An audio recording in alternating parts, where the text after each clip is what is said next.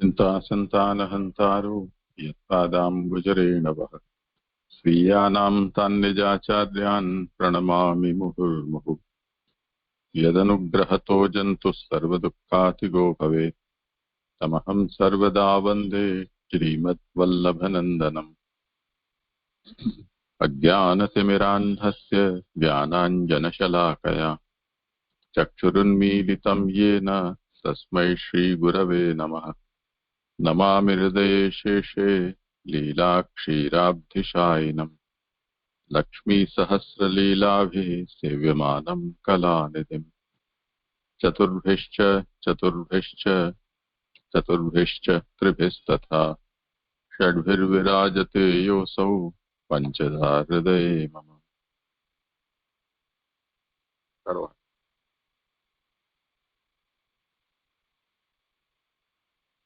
हाँ, जय जय, दंडवत प्रणाम। हाँ, आवाज आ रही है? हाँ, आ रही है। आज मेरा क्रम है 20 और 21 श्लोक संख्या 20-21। श्री सुबोधनी जी का अवगाहन हम कर रहे हैं।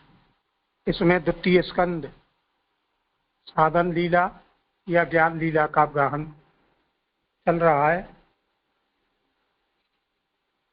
इस स्कंद में महाप्रभु जी ने 3 प्रकरण किए: तत्व ध्यान, वस्तु निर्धार, रथ प्रसाद, हृदय की श्रद्धा और मनन यानी विमर्श। विमर्श का निरूपण महाप्रभु जी ने दो प्रकार से किया, एक उत्पत्ति और दूसरा उपपत्ति के। उत्पत्ति के क्रम में हम अजन्मा अतिरिक्त पुरुषोत्तम भगवान धर्मी रूप के धर्मावतारों का अवलोकन कर रहे हैं।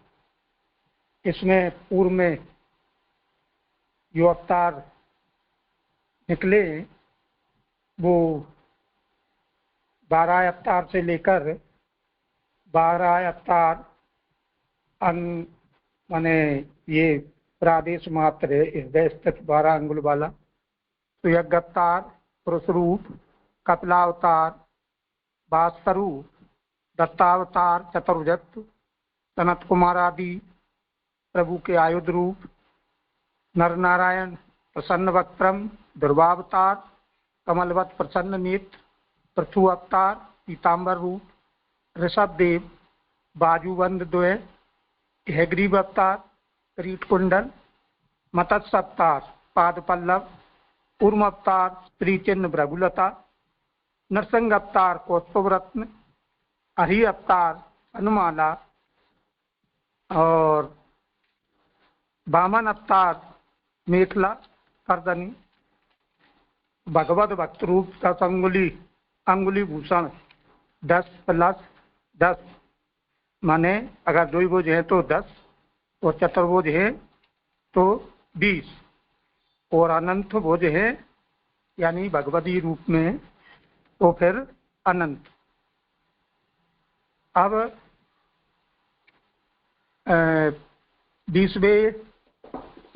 20वें श्लोक का आभासार्थ आ रहा है। इसमें आभासार्थ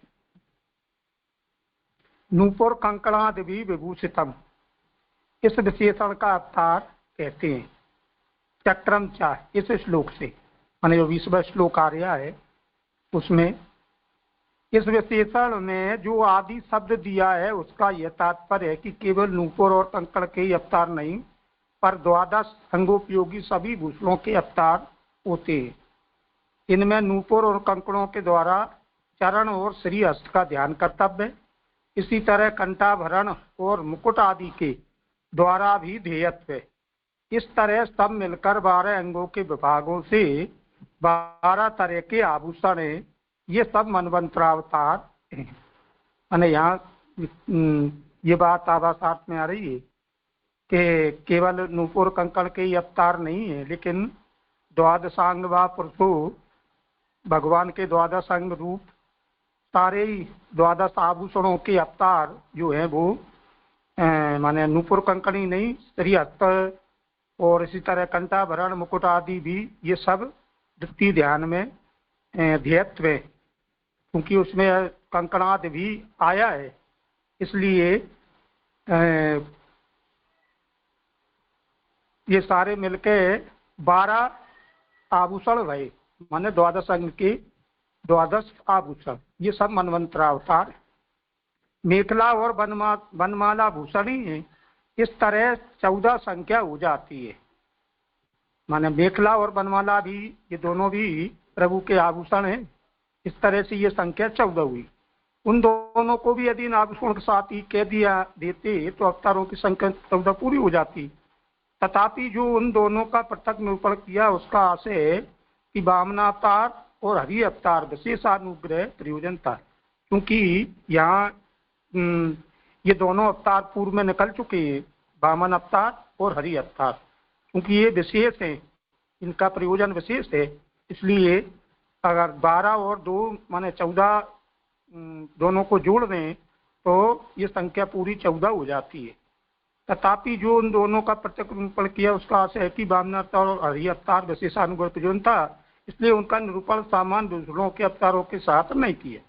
माने उनका प्रयोजन विशेष था, इसलिए उनका पूर्व में दोनों का निरूपण हो चुका है। अब इन मनवंतरों का प्रयोजन सामान्य है और वनमाला तथा मेखला के अवतार हरि और वामन जी का प्रयोजन विशेष है। माने यह जो 12 विभूषणों के जो अवतारों की बात चल रही है मनवंतरों, इन सब मनवंतरों प्रयोजन सामान्य है। माने ये 12 जो मनवंतर है इनका प्रयोजन सामान्य बता रहे, और वनमाला और मेखला के अवतार हरि और वामन का प्रयोजन विशेष है। सामान्य मनवंतरों को भी महाधनानी विशेषण दिया है। माने जो 12 जो मनवंतर है उनको भी महाधन कहा गया है। इसलिए यहाँ भी ये अवतार सभी मनवंतर में योगादि साधनों का उपदेश करते हैं, ये समझना चाहिए। यानी ये सभी मनवंतर भी योगादि साधनों का जो कल निकला था उसका ही उपदेश करते हैं, ये ऐसा आशय समझना चाहिए। अब श्लोक 20।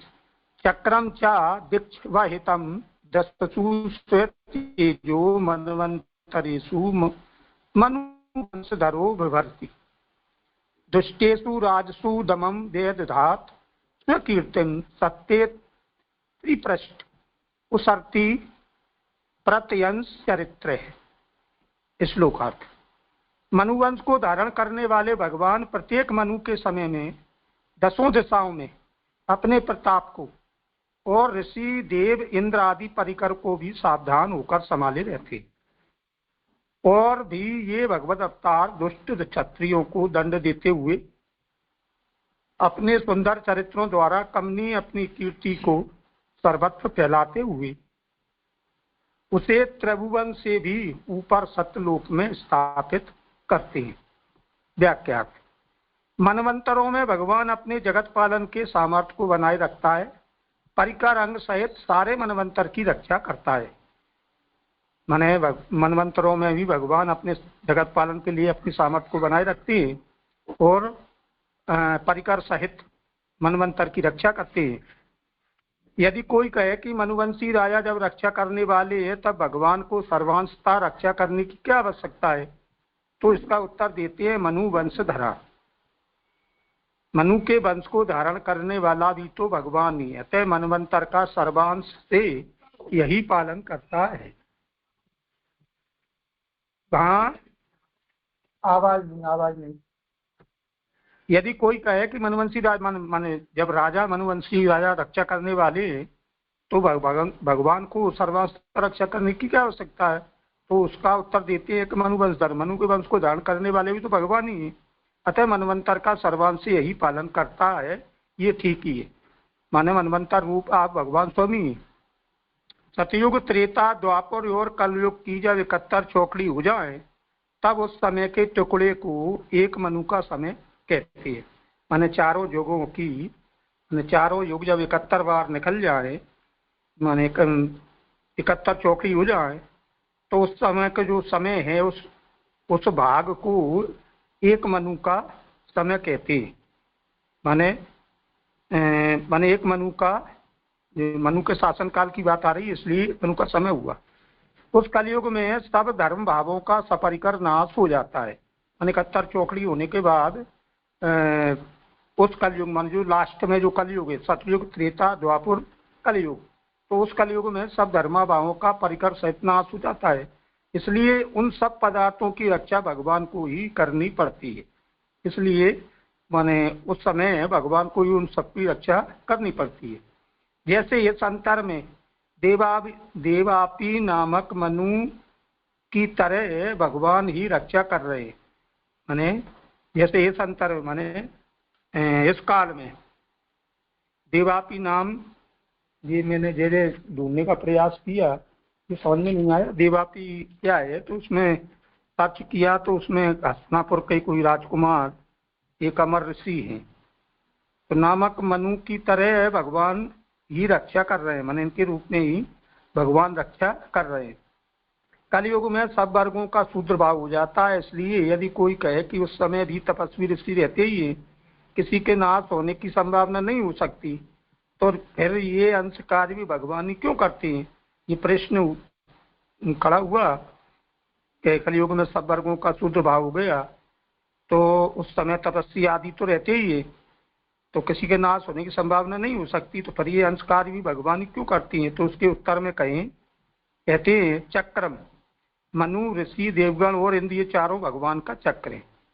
माने मनु, ऋषि, देवगण और इंद्रिय चारों भगवान के चक्र परिवार है। ये स्वरूप से कदाचित उस समय भी रहे, माने स्वरूप से शायद उस समय भी रहे, तथापि आज्ञा रूप से नहीं रहती। माने आज्ञा रूप से ये उस समय नहीं रहती। उनको तत्त पदार्थों के पालन की आज्ञा उतने ही समय तक रहती है जितना उनका नियत कर दिया गया है। इसलिए आज्ञा न रहने से वे पालन करना छोड़ देती है।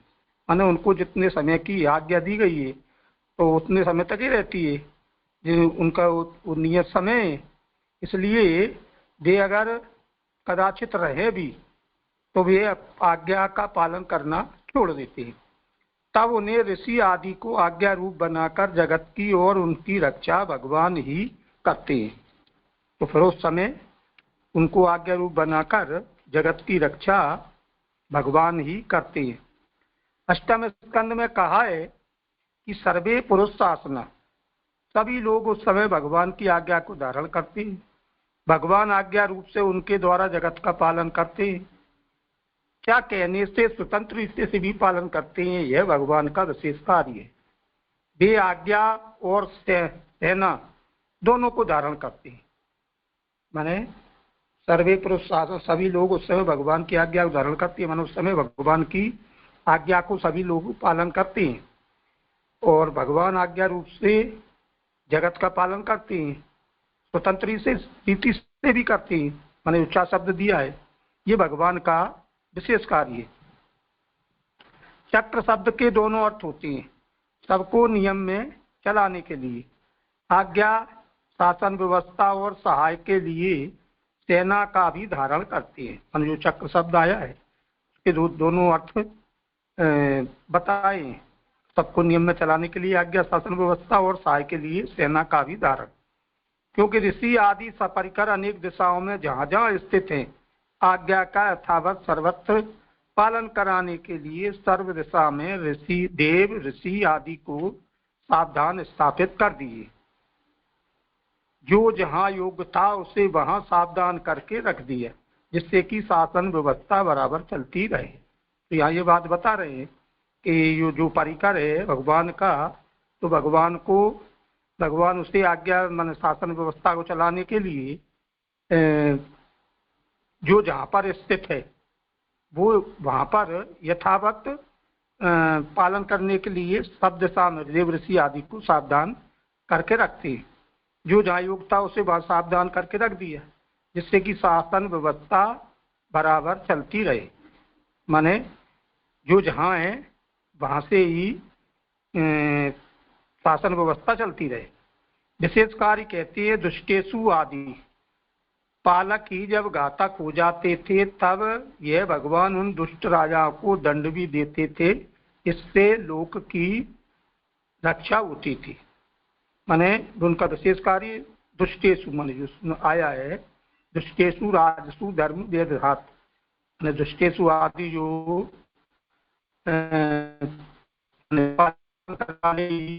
घातक हो जावे तब भगवान उन दुष्टाओं को दंड भी देते थे, इससे लोक की रक्षा होती। इस तरह लोक वेद दोनों की रक्षा कहकर अब भक्ति रक्षा का निरूपण करते हैं। स्वकीर्ति इत्यादि। जिस तरह से 12 अवतार में पृथ्वी को पाताल से लाकर पुष्करण पर जमाई, उसी तरह अपने यशस चरित्रों को त्रिलोकी से ले जाकर त्रिलोक से भी ऊपर सत्यलोक में फैलाया। माने 12 अवतार में जो हिरण्याक्ष पृथ्वी को पाताल में ले गया था, तो वहां से 12 अवतार धारण करके उस पृथ्वी को पुनः पुष्कर पर्ण यानी बल का पत्ता उस पर आके उसको स्थापित किया। त्रिलोक से भी ऊपर सत्यलोक में, माने उसी तरह अपने यश चरित्रों को त्रिलोकी से ले जाकर त्रिलोक से भी ऊपर सत्यलोक में फैलाया। माने अपने जो चरित्र है उनको सत्यलोक तक भगवान ने उनको फैलाया।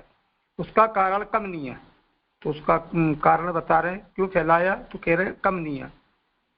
ये भगवान कीर्ति चरित्र बड़े सुंदर थे, माने ये भगवान के कीर्ति चरित्र बड़े सुंदर थे, किंतु त्रिलोकी में प्राकृत बुद्धि और प्राकृत धर्मों में डूबे रहने से कीर्ति जलमग्न सी हो रही थी, शुद्ध नहीं रहने पाती थी। इसलिए से शुद्ध बुद्धि शुद्ध धर्म वाले सत्यलोक में फैलाया।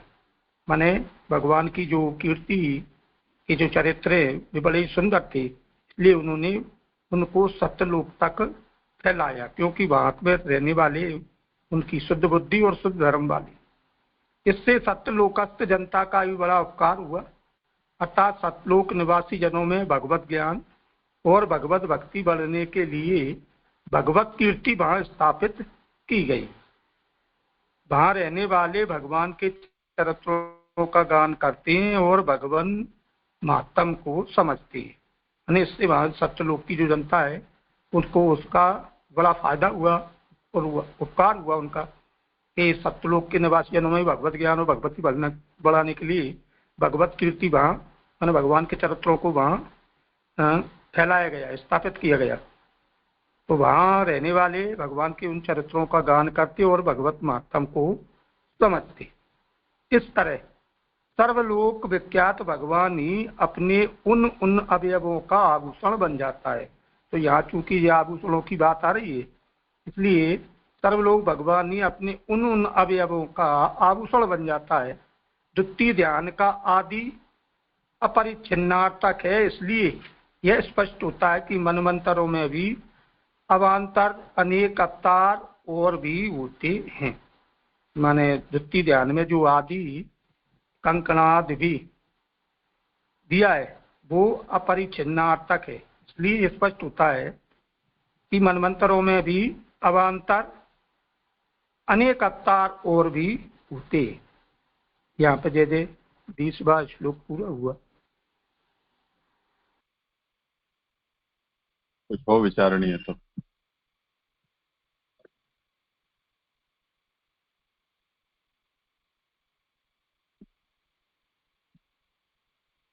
करो आगे।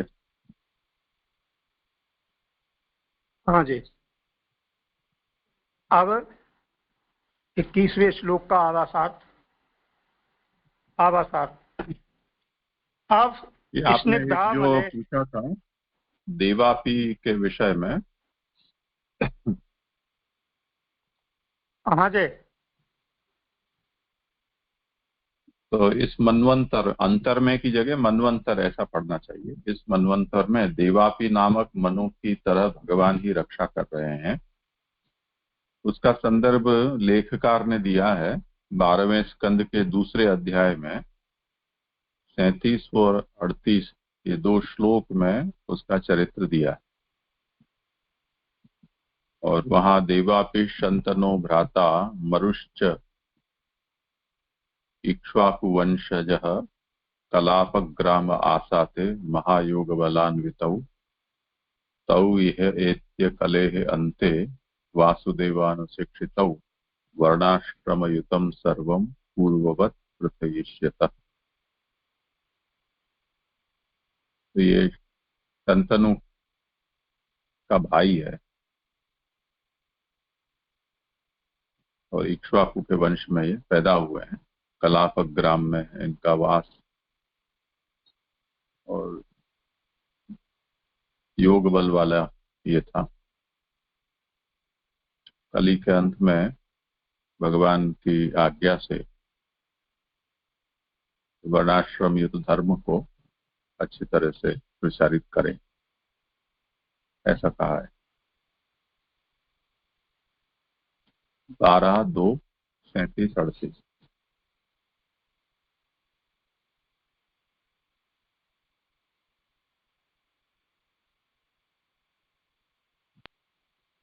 हाँ जी। ये माने इस समय जैसे वैवत्स मनवंतर चल रहा है, तो इस मनवंतर में माने इस वैवस्वत मनवंतर में यूं समझना चाहिए।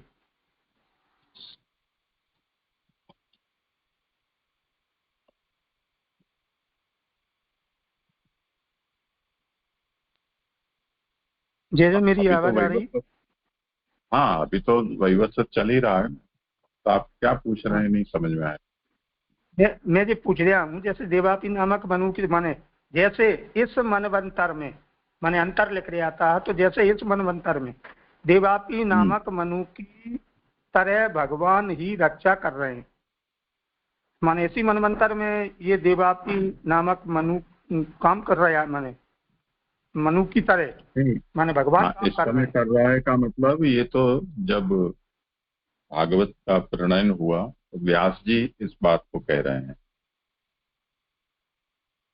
तो वो ये कहते हैं कि ये शांतनु थे, उनके भाई देवापी, और इक्ष्वाकु वंश के मरु। तो ये जब कथा कही जा रही है उस समय वो ये कहते हैं कि इस समय वो कलापक ग्राम में रहते हैं और योग बल युक्त हैं, और कलयुग के अंत में भगवान की आज्ञा से वो यहाँ आएंगे और पूर्ववत वर्णाश्रम धर्म आदि का वो प्रथन करेंगे, यानी विस्तार करेंगे। हाँ जी, हाँ जी, स्पष्ट ऐसा जी। अब इस 21वें श्लोक का आवासार।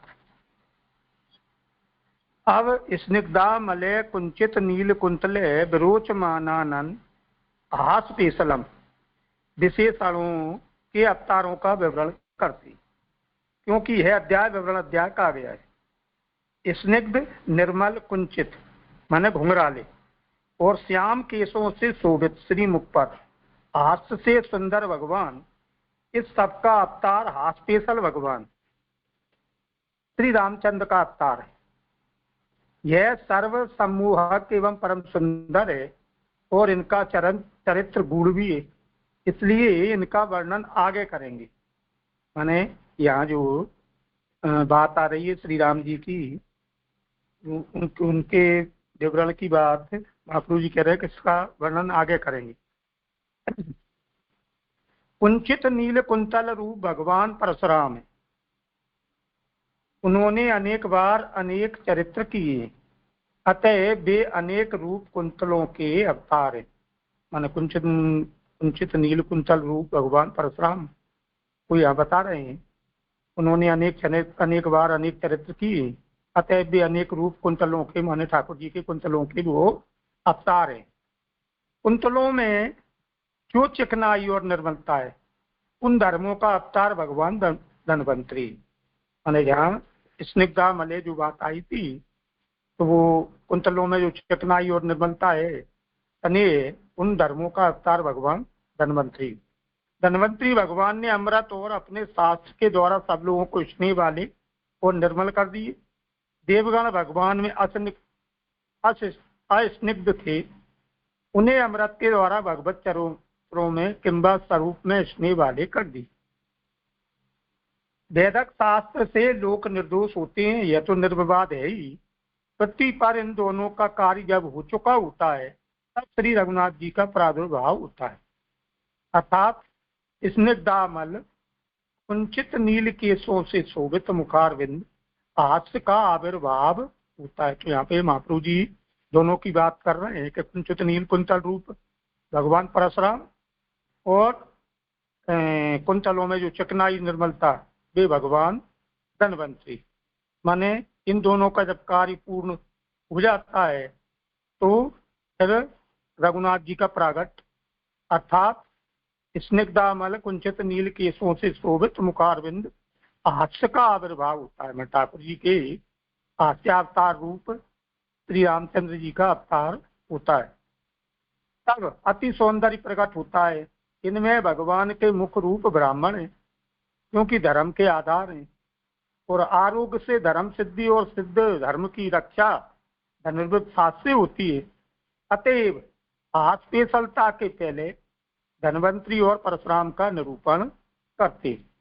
धर्म सिद्धि के लिए धन्वंतरी का अवतार हुआ, इसलिए उनका चरित्र पहले कहते। तो यहाँ पे महाप्रभु जी कह रहे हैं कि भगवान के मुख रूप ब्राह्मण हैं और वे धर्म के आधार हैं, और आरूप से धर्म सिद्धि और सिद्ध धर्म की रक्षा माने उसी शास्त्र से होती है। अतः हास्यशलता के पहले धन्वंतरी और परशुराम का निरूपण, उसमें भी पहले धन्वंतरी का अवतार की बात हम महाप्रभु जी कह रहे। धन्वंतरी इत्यादि। श्लोक 21। धन्वंतरिश्च भगवान स्वयमेव कीर्ति नामना नृणाम पुरुरुजाम रुजम आसुहंति यज्ञे च भागम अमृतायुर्वापरुद्धम आयुष वेदम अनुसात्य वतीर्य श्लोके। इस श्लोक का धन्वंतरी अवतार स्वरूप से ही भगवान का यश है। अनेक रोगग्रस्त मनुष्यों के रोगों को आयुर्वेद शास्त्रों औषधियों से जल्दी ही दूर करते हैं। अमृत जीवन भगवान धन्वंतरी ने रुका हुआ अपना यज्ञ भाग प्राप्त किए, पुनर्बार अवतार लेकर लोक में आयुर्वेद यानी वेदक शास्त्र का प्रकाश किए।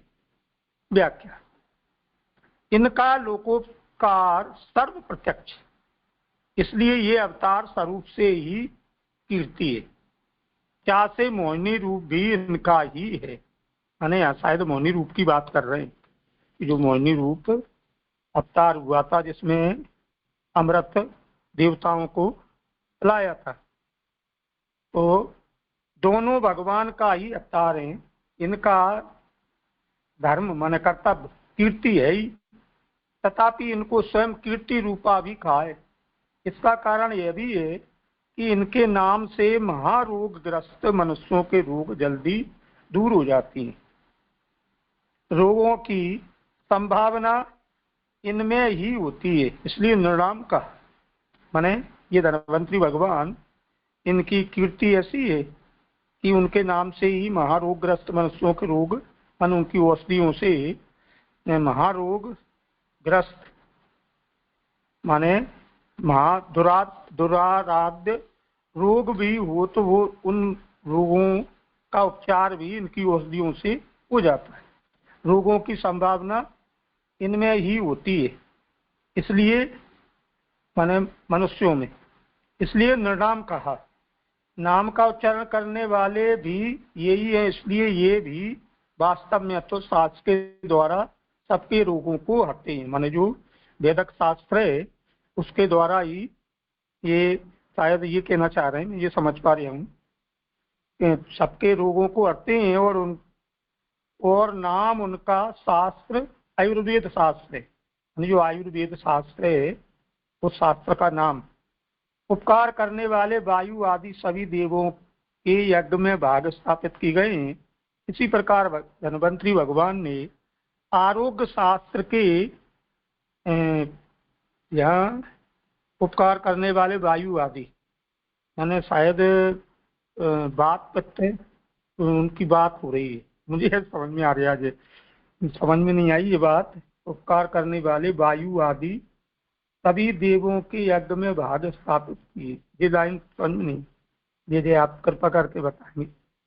इसी प्रकार धन्वंतरी भगवान ने आरोग्य शास्त्र के निर्माण द्वारा उपकार कर यज्ञ में अपना भाग स्थापित किया। आयुर्वेद शास्त्र भी इन्होंने, हाँ जी, यहाँ, हाँ, ये जो यज्ञ भाग की बात है ना, वो यहाँ तक है, इससे वो स्पष्ट होता है।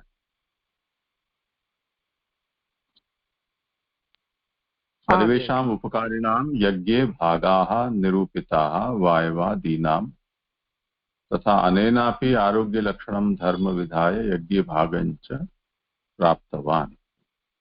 यानी जो जो भी यज्ञ में उपकारक हैं उनके भाग यज्ञ में निर्धारित हैं, जैसे कि वायु आदि देवता हैं उनके। उसी तरह ये जो धन्वंतरी हैं उनसे भी आरोग्य रूप जो धर्म है वो सिद्ध होता है, और इससे उनको भी यज्ञ भाग प्राप्त होता है। हाँ जी, हाँ जी, समझ में आया। पहले समुद्र मंथन के समय प्रकट होकर वहां ही तिरोहित हो गए थे, माने जिस समय समुद्र मंथन हुआ था वहां पर ये प्रकट हुए थे और अमृत कलश देकर तिरोहित हो गए थे। पर फिर काशीराज के घर में प्रकट होकर धैर्यतम राज ऋषि रूप से आयुर्वेद का निर्माण किया। पर काशीराज के घर में प्रकट होकर उन्होंने आयुर्वेद का निर्माण किया। क्या से अन्न शास्त्री बनाए, माने अन्न आयुर्वेद से संबंधित शास्त्र भी उन्होंने बनाए। यह अवतार धर्म रूप है, धर्मी रूप नहीं है, इसलिए औषधों के द्वारा इनका उपयोग हुआ, स्वरूप से नहीं। माने ये जो अवतार था वो धर्म रूप है, धर्मी रूप नहीं है, और औषध के द्वारा उनका उपयोग हुआ है, माने स्वरूप से नहीं, माने जो प्रकट हुए उनके स्वरूप से नहीं बल्कि औषधि रूप से हुआ है। ये यहाँ पे ये 21वां श्लोक पूरा हुआ।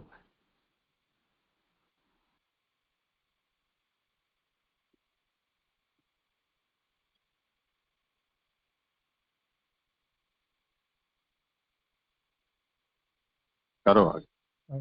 दंडवत प्रणाम जय जय। जय प्रश्न था अच्छा, यहाँ पे जी 21वें श्लोक के आभासार्थ में एक वाक्य है कि देवगण भगवान में असनिग्ध थे, तो इसका क्या तात्पर्य होगा, ये समझ में नहीं है। करें समाधान।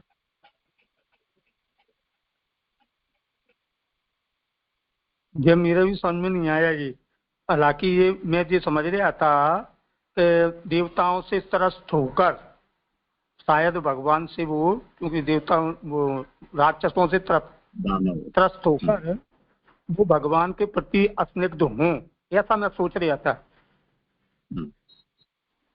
ठीक है, वही बात है, क्योंकि ये जो समुद्र मंथन पूरा हुआ उसका भी तो कारण यही था ना, अमृत के लिए। अब ये दैत्य जो थे वो देवताओं को लगातार मारे जा रहे थे, तो वो कमजोर पड़ रहे थे, और उनके और तो जो शुक्राचार्य हैं दैत्य गुरु, वो जो भी असुर राक्षस परेशान होते थे उनको सबको ठीक कर देते थे, तो उस दृष्टि से देवता कमजोर पड़ रहे थे। तब फिर उन्होंने भगवान से प्रार्थना की।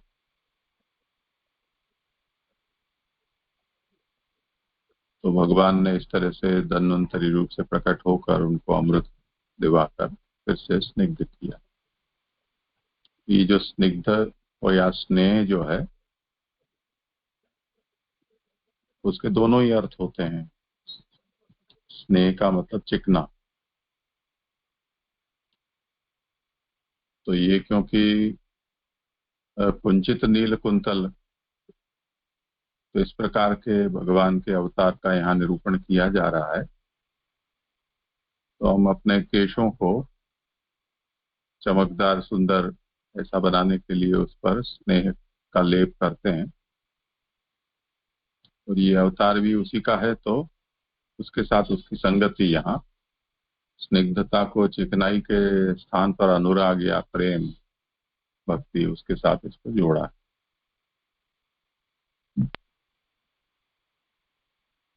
जी जी जी, स्पष्ट हो गया।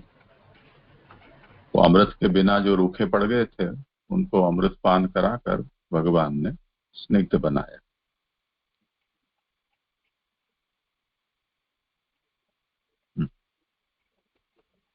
जय जय दंडवत प्रणाम। जय जय, मुझे आगे का जो श्लोक था 20वां, उसमें एक प्रश्न था कि सतयुग, त्रेता, द्वापर और कलयुग की जब 71 चौकड़ी हो जावे तब उस समय के टुकड़ों को एक मनु का समय कहते हैं। जय जय, ये समझ में नहीं आया। जय जय, मैं क्या नहीं समझ में आया? मनवंतर का जो ड्यूरेशन है वो इतना कहा जाता है।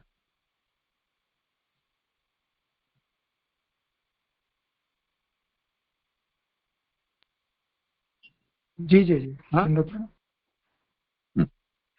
हाँ, जैसे इसको माने एक मनु का समय माने एक कल्प भी कहते हैं, या ब्रह्मा जी का एक दिन माने एक कल्प? नहीं नहीं, कल्प तो 1000 बार होता है, उसको कहते हैं। अच्छा,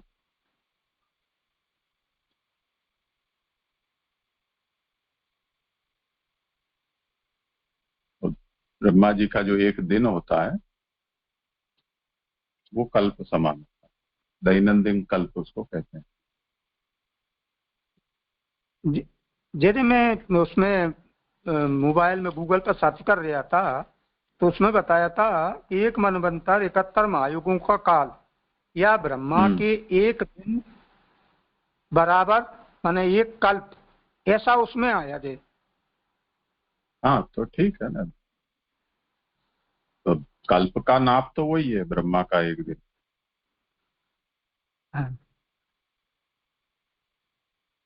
हाँ जी, जैसे मेरे 21 तक ही था, 20 और 21। आगे कौन है? जय जय, मेरा क्रम है। हाँ करो। जी जी जी, धन्यवाद, प्रणाम। लीजिए आगे 22 और 23 श्लोक का निरूपण में आरंभ करता हूँ। तो अभी जो हमने पूर्व श्लोक का जो आभासार्थ था, उसमें जो प्रभु का जो स्वरूप है, उसमें स्निग्ध मालय कुंचित नील कुंतले विरोचमानन हास पेशलम। तो ये जो प्रभु का स्वरूप है, इसका वर्णन आगे भी 22 और 23 श्लोक में चलेगा। तो 22वें श्लोक का आभासार्थ है, अब भगवान के घुंघराले केशों का स्वरूप यानी अवतार कहते हैं। मूल कारिका, क्षत्रम क्षयाय विदिनोपभृतम महात्मा ब्रह्म ध्रुगुज्जित पथम नरकार्तिलिप्सु उद्धन्त्य साव निकंटकम उग्रवीर्यम त्रे सप्तकृत्व उरुधार परश्वदेन। श्लोकार्थ, ब्रह्मा ने ब्रह्मद्वेषी सन्मार्ग के उल्लंघक अतएव नरक पीड़ा भोगने योग्य जबरदस्त क्षत्रिय बल को नष्ट करने के लिए ही समेट कर धर रखा था। इसलिए भगवान ने परशुराम अवतार लेकर अपने तीव्र धार वाले फरसे से उस उग्र वीर्य पृथ्वी के कंटक क्षत्रकुल का 21 बार नाश किया। यहाँ पे 21 लिखा हुआ है, वो 21 होगा। व्याख्यात सुबोधनी जी, कुंचितत्व घुंघरालापन और नीलत्व यानी श्यामता, ये दोनों धर्म हैं। क्षत्रियों का नाश करने से कुटिलता और पृथ्वी का कंटक दूर करने से श्यामता कही, किंतु इस पक्ष में कुछ अरुचि हुई, इसलिए दूसरा पक्ष कहते हैं।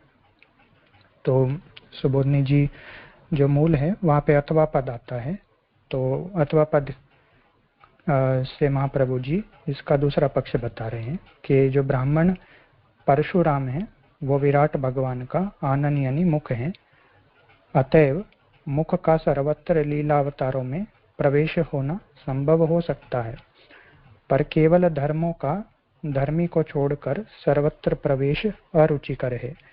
इसलिए पक्षांतर कहते हैं कि कुंची तत्व आदि 4 विशेषणों से युक्त कुंतल धन्वंतरी हैं। तो यहाँ पर महाप्रभु जी 2 पक्ष बता रहे हैं।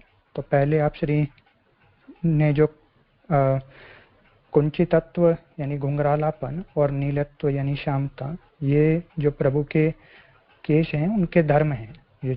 तो ये जो 2 धर्म हैं, ये पहला पक्ष हुआ। अब अथवा पद से उसके दूसरा पक्ष आप श्री बताते हैं कि जो ब्राह्मण परशुराम जी हैं वो विराट भगवान के मुख रूप हैं, और जो मुख हैं वो सभी लीला अवतारों में उनका प्रवेश होना संभव हो सकता है, पर जो धर्मी है, जो धर्म है वो धर्मी को छोड़कर सब जगह प्रवेश नहीं करते। तो वो आप श्री को अरुचिकर है। इसलिए फिर आप श्री ने आगे बताया कि जो कुंची तत्व आदि जो 4 विशेषण हैं उनसे युक्त धन्वंतरी अवतार हैं। तो केवल धर्म न होकर यहाँ पे धर्मी युक्त वर्णन आप श्री बता रहे हैं। जैसे मुझे अधिक स्पष्ट तो नहीं हुआ, पर इतना मुझे समझ में आया कि यहाँ पर केवल धर्म, क्योंकि पिछले श्लोक के अंत में ये बात आई थी कि यह अवतार धर्म रूप है, धर्मी रूप नहीं है। तो यहाँ पे आप श्री इसका दूसरा पक्ष समझा रहे हो, ऐसा लग रहा है कि धर्मी रूप से भी धन्वंतरी अवतार किस प्रकार हो, यहाँ पे समझना चाहिए।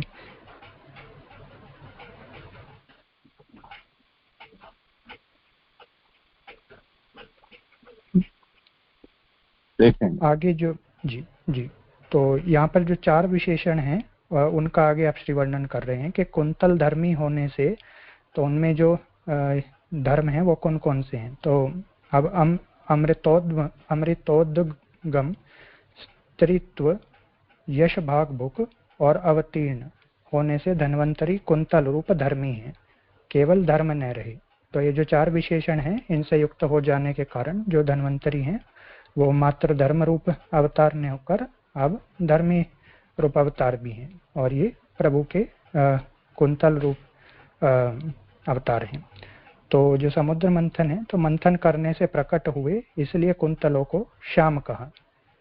अब ये जो 4 विशेषण हैं इनका आप श्री आगे वर्णन कर रहे हैं। तो कुंतलों को मंथन करने से प्रकट हुए हैं इसलिए उनको श्याम कहा है। स्त्री यानी मोहिनी होने से कुटिलता है, जो पिछले श्लोक में हमने देखा, चकार से मोहिनी अवतार भी वहाँ पर ग्रहण किया गया है। तो यहाँ पे स्त्रीत्व मोहिनी रूप होने से है। यज्ञ भोक्ता होने से निर्मलता है, जो यश भाग भुक का पद आया, तो यज्ञ भोक्ता होने से निर्मलता है। और आयुर्वेद निर्माता होने से वे सर्वसनिग्ध हैं। तो पूर्व श्लोक में हमने देखा कि किस प्रकार से आयुर्वेद निर्माता और वैदिक शास्त्र का प्रकटन करने के कारण जो धन्वंतरी अवतार हैं उन्होंने सब जीवों का कल्याण किया, उनको निरोगी बनाया, और इसलिए वे सर्वसनिग्ध हैं। तो ये जो 4 विशेषण हैं, ये जो 4 धर्म हैं, उनको ग्रहण किए हुए ये कुंतल रूप धर्मी धन्वंतरी अवतार हुए। इनका अवतार अनेक तरह से है, अतएव कुंतलैः ये बहुवचन का है। तो यहाँ पर जो धन्वंतरी अवतार हैं उनका वर्णन अथवा पद से श्री महाप्रभु जी ने पूरा किया। अब आगे परशुराम जी के अवतार का श्री आगे वर्णन कर रहे हैं, जो प्रभु के विराट भगवान के मुख रूप हैं। आगे परशुराम जी भगवान के मुख हैं। भगवान मुखाग्नि वैश्वानर के अवतार हैं, अतएव सर्व क्षत्रियों के भक्षक हैं। विरोचमान आनन है, धर्म की रक्षा करने से शोभ मानता है। उस समय क्षय के लिए ही यह क्षत्रिय समूह इकट्ठा किया गया था। उप समीप में रखा था। जी यहाँ पे उप लिखा हुआ है, वो मुझे स्पष्ट नहीं हुआ कि उप ही लेना या उसे ऐसे पढ़ना कि उसे समीप में रखा था। आप स्पष्ट कीजिए। उप ही है ना, विधिनोपभृतम, विधिना उपभृतम। तो उपभृत का मतलब पास में रखना। जी जी जी जी, मतलब ये उपभृत पद की व्याख्या यहाँ पे है, उस उपसमीप में रखा दो। जी आगे, जैसे हवनीय पशु को हनन के लिए बांध रखते हैं, तो भवाय नाशाय इस वाक्य अनुसार वध करने का कारण ब्रह्मद्वेष था। तो जो क्षत्रिय जो इस प्रकार से दुष्टता को प्राप्त हुए थे, तो उनका इस प्रकार से समूह इकट्ठा था। तो उसका उदाहरण आप श्री दृष्टांत द्वारा उसका दृष्टांत आप श्री दे रहे हैं कि जैसे हवन में पशु की बलि दी जाती है तो उसको बांधकर समीप रखा जाता है। तो इसी प्रकार से जो क्षत्रिय थे इनका समूह भी इकट्ठा करके रखा हुआ था, और इसका कारण उनका ब्रह्म द्वेष था, कि ब्राह्मणों के द्वेषी थे। यदि कोई कहे कि क्षत्रिय तो ब्राह्मणों के रक्षक हैं, उनका द्वेष क्यों करते थे, इसके उत्तर में कहते हैं उज्जित पथम। तो मूल कारिका में जो ब्रह्म ध्रुव गुज्जित पथम जो इस प्रकार से पद है, तो उसमें जो उज्जित पथम है उसका आप श्री वर्णन कर रहे हैं। क्षत्रिय सन्मार्ग का त्याग कर देने से ब्राह्मणों का द्वेष करने लगे थे। यदि कहो कि सन्मार्ग का उपदेश करके उन्हें सुधारा क्यों न गया, तो यदि क्षत्रिय सन्मार्ग का त्याग करके ब्राह्मणों का द्वेष कर रहे थे तो उन्हें समझाया क्यों नहीं गया, उनको सन्मार्ग का उपदेश क्यों नहीं किया गया। तो उसके लिए कहते हैं कि नरकार्ति लिप्सु। तो मूल कारिका में जो ब्रह्म ध्रुव गुज्जित प्रथम नरकार्ति लिप्सु ऐसे आया, तो नरकार्ति लिप्सु से आप श्री बता रहे हैं कि नरक की पीड़ा भोगने की ही वे इच्छा रखते थे। अब इसका आगे विस्तार है, भले परलोक में दुख भोगना पड़े पर सन्मार्ग में चलना छोड़ कुमार्ग में चलने लगे। तो इस प्रकार से उनकी प्रवृत्ति हो गई थी कि भले ही परलोक में कैसा भी दुख आए, कैसे भी पीड़ा आए, चाहे नरकपात क्यों न हो, परंतु कुमार्ग पर चलने की उनकी रुचि ऐसी हो गई थी, इसलिए नरकार्ति लिप्सु पद से आप श्री ने ऐसी व्याख्या की है। अतएव उपदेश से दोष निवृत्ति न हुई और इसीलिए भगवान को उतने उतने भाग को पृथक यानी उत कर मारना पड़ा। तो क्षत्रियों की इस प्रकार से ब्रह्मद्वेषपना और समझाने पर भी न समझे, कुमार्ग पर चलने की उनकी ऐसी इच्छा हो, तो फिर क्या किया जाए। तो प्रभु ने दोष निवृत्ति न हुई तो उनको उतने उतने भाग को पृथक कर मारा। आगे इससे यह स्पष्ट होता है कि जनता का जितना भाग अपवित्र था उसे दूर कर दिया। तो जितने भी क्षत्रिय ब्रह्मद्वेषी थे उनको दूर किया। महात्मा विशेषण का यह प्रयोजन है कि अपने प्रयोजन के परवश होकर यदि कोई किसी का थोड़ा द्वेष भी करे तो उदार हृदयों का हृदय क्रुद्ध नहीं होता। अल्पज्ञ लोग ही ऊपर की बातों से बहकते हैं, पर महात्माओं की तो फल पर दृष्टि रहती है। तो मूल कारिका में जो क्षत्रम क्षयाय विधिनोपवृतम महात्मा है पद है, तो वहाँ पे जो महात्मा पद है उसका आप श्री यहाँ पे विवरण दे रहे हैं कि जो भी प्रयोजन होता है उस प्रयोजन के कारणवश यदि कोई थोड़ा बहुत द्वेष भी करना पड़े तो जिनका हृदय उदार होता है यानी जो महात्मा होते हैं उनका मन क्रुद्ध नहीं होता, परंतु जो कम समझने वाले लोग हैं, अल्पज्ञ लोग हैं, वही इस प्रकार की बातों को देखकर बहक जाते हैं, पर महात्माओं को इस प्रकार से फर्क नहीं पड़ता। तो इसका यहाँ पे संदर्भ परशुराम जी से अवतार से कैसे है वो आगे आप श्री बता रहे हैं कि नरक में गिरने पर क्षत्रियों को महती पीड़ा भोगनी पड़ती। अतएव उदार हृदय परशुराम जी ने इन क्षत्रियों को मार मार कर यहाँ ही थोड़ा दंड दे दिया और इस नरकार्ति से उन्हें बचा लिया। तो भले ही क्षत्रियों की प्रवृत्ति ब्रह्मद्वेष करने के कारण नरकार्ति नरकपने की हो गई हो, परंतु प्रभु ने उन पर कृपा करके उन्हें भूतल पर ही दंड दिया और उनका उद्धार किया ताकि उन्हें अधिक नरक यातना न भोगनी पड़े। तो ये प्रभु का परशुराम अवतार द्वारा महात्मा और उदार हृदय चरित्र यहाँ पे प्रकट हुआ। यह महात्मा और अल्पद्रोह का तात्पर्य है। आगे असौ शब्द का तात्पर्य यह है कि अनेक यज्ञ भी इन्होंने किए और क्षत्रियों का उत्खनन भी इन्होंने ही किया, पर क्षत्रिय समूह मारने योग्य ही था, क्योंकि वे पृथ्वी पर कंटक रूप हो रहे थे। भूमि भगवान के चरण हैं, सब ही अपने पैर का कंटक दूर करते हैं। यद्यपि भगवान ही सर्वरूप हैं, शत्रु समूह भी वे ही हैं, अतएव उन्हें मारने में कुछ स्वपीड़ा भी हुई, तथापि उसी रूप में आप उग्र पराक्रम भी थे ही, अतएव यह पीड़ा सह्य थी। क्रूर पराक्रम स्वीकार किए बिना स्वशरीर का कंटक निकाला नहीं जा सकता। स्वशरीर का कंटक निकालते समय यदि कुछ पीड़ा भी हो, यहाँ पे पीड़ा होगा, ई की बजाय ओ आ गया, यदि कुछ पीड़ा भी हो तो कोई निर्दय नहीं कह सकता। तो भूमि भगवान के चरण रूप हैं, और यदि चरण में इस प्रकार से ब्रह्मद्वेषी क्षत्रिय रूप कंटक हो तो उसका निवारण प्रभु ने उनका हनन करके उस कंटक को दूर किया। तो उसका भाव आप श्री समझा रहे हैं कि कंटक जब पैर में से निकाला जाए तो उसमें कुछ पीड़ा भी होती है, तो वो जो पीड़ा है वो यदि झेलनी पड़े तो उससे निर्दयता नहीं आती है, उससे किसी को निर्दय नहीं कहा जा सकता है। तो इस प्रकार से प्रभु ने जो ये क्षत्रियों का इस प्रकार से वध किया तो उसमें कोई आप श्री ने निर्दयता का प्रदर्शन नहीं किया। इस बात को आप श्री ने यहाँ पे यह भाव आप श्री ने यहाँ पे प्रकट किया। आगे जो श्लोक का उत्तरार्ध है और उसका वर्णन चल रहा है। तो 7 बार क्षत्रियों का हनन कर देने से एक बार पृथ्वी निकंटक हो गई, पर फिर ब्राह्मणों से क्षत्रिय स्त्रियों में क्षत्रिय यानी क्षेत्रज पुत्र उत्पन्न हुए, तब फिर मारने पड़े। तो इस प्रकार से फिर से एक क्षत्रिय प्रजा हुई, तो उनका भी फिर परशुराम जी ने वध किया। फिर भी इसी तरह हुए और मारे। इस तरह 21 बार पृथ्वी को निक्षत्रिय की वे परशु शस्त्र से मारे गए, इससे उनका परलोक सुधर गया। फरसा की धार बड़ी और खूब तीव्र थी, इसलिए अनेक बार मारे, तथापि धार कुंठित यानी मोटी न हुई, और धार तीव्र होने से ही मारने वालों को बहुत क्लेश न हुआ। तो अंत में जो उरुधार परश्वधेन पद आया, तो ये प्रभु का जो परशुराम अवतार हैं उनके फरसे की धार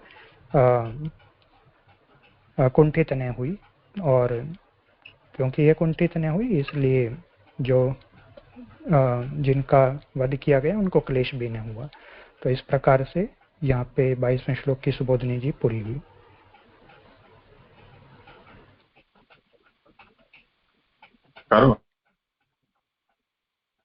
ये जो पूर्व में मतलब श्लोक के सुबोधनी जी के शुरुआत में जो महाप्रभु जी ने बताया अथवा पद से, तो वहाँ जो धर्म धर्मी का आप श्री ने विवरण किया, वो उसमें कुछ यदि प्रकाश करने योग्य हो तो आप बताइए।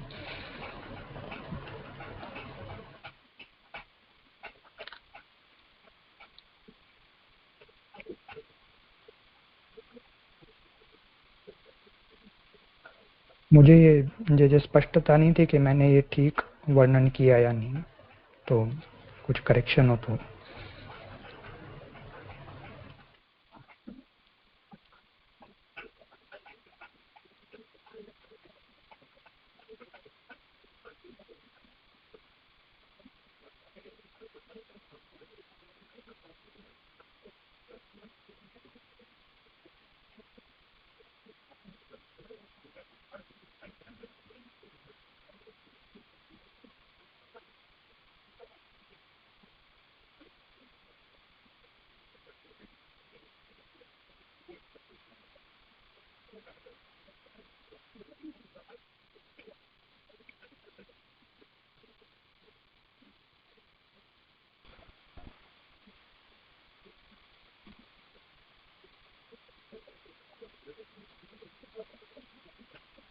जी मेरी आवाज आ रही है क्या?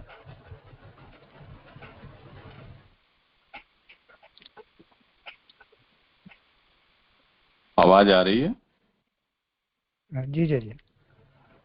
हाँ करो भले आगे। अच्छा तेजस को कुछ है? जी प्रणाम जी। ये जो वही जो इसने बोला ना, वही मुझे भी क्वेश्चन था कि ये जो आगे का जो पहला पैराग्राफ है उसमें अतएव मुखकाल सर्वत्र लीलावतारों में प्रवेश होना संभव हो सकता है, पर केवल धर्मों का धर्मी को छोड़कर सर्वत्र प्रवेश अरुचिकर है, इसीलिए पक्षांतर कहते हैं। तो ये जैसे समझ में नहीं आ रहा है। ये जो दूसरा अर्थ बताया ना, 4 प्रकार के जो इसमें बताया, देखो, अमृतोद्गमत्वात्, स्त्रीत्वात्, यज्ञ भाग भुक्त्वात् और अवतीर्णत्वात्। तो इससे पहले ये निरूपण किया कि कुंचित नीलत्वम धर्मः, कुंचित होना यानी घुंघराले होना, और नील होना, ये तो केशों के गुण होते हैं या धर्म कहे जाते हैं। उस दृष्टि से यदि सोचा जाए तो यहाँ क्षत्रियों का जो हनन किया, दुष्ट क्षत्रियों का, ये जो अवतार कार्य हुआ वो तो कुटिलता का हुआ, और भूमि कंटकोद्धारकत्वात् श्यामता। तो ये जो श्यामता और कुटिलता है ये तो धर्म ही हुए, धर्मी तो हुए नहीं। तो अथवा करके और उसका विकल्प बताते हैं कि उस स्थिति में यदि हमें ये लगता हो कि ये इससे तो केवल ये धर्म रूप ही होते हैं, धर्मी स्वरूप नहीं होते हैं, तो ये विकल्प बताए हैं कि इन 4 विशेषण सहित ये कुंतलाहा धन्वंतरी, तो ये जो धन्वंतरी हैं वो इन 4 विशेषणों सहित हैं। तो पूर्व में जो ये कहा कि अस्य अवतारस्य धर्म रूपत्वमेव न धर्मी रूपत्वम, तो उसका यहाँ विकल्प से बताया और उसी करते हुए।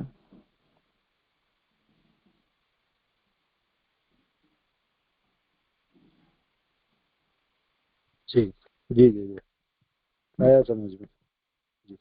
और दीजिए एक दूसरा क्वेश्चन, ये जो लास्ट में जो पैराग्राफ आया, जो 7 बार क्षत्रियों का हनन कर देने से एक बार पृथ्वी निकंटक हो गई, पर फिर ब्राह्मणों से क्षत्रिय स्त्रियों में क्षत्रिय क्षेत्रज पुत्र उत्पन्न हुए, तब फिर मारने पड़े।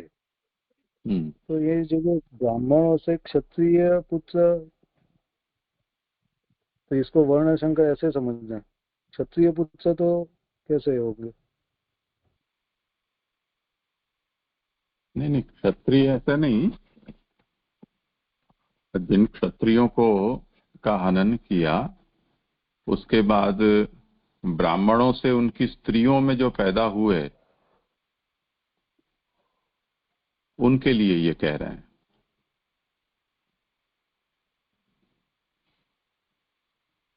अच्छा, तो ये क्षत्रिय जो पुत्र लिखा है वो गड़बड़ है, वो निकाल दे फिर। हाँ, उनको क्षेत्रज कहना चाहिए। जी, तो क्षत्रिय पुत्र उत्पन्न हुए, उसका यहाँ कहा नहीं क्षेत्रज, ब्रैकेट में उसका तात्पर्य दिया है। जी उसी जी में उसको समझना। जी। और देखिए उसमें आगे एक लाइन आती है कि वे परशु शस्त्र से मारे गए, इससे उनका परलोक सुधर गया।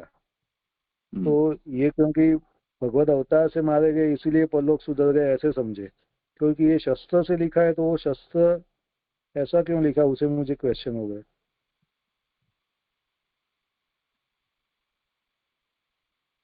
जैसे अपमृत्यु जो कही जाती है,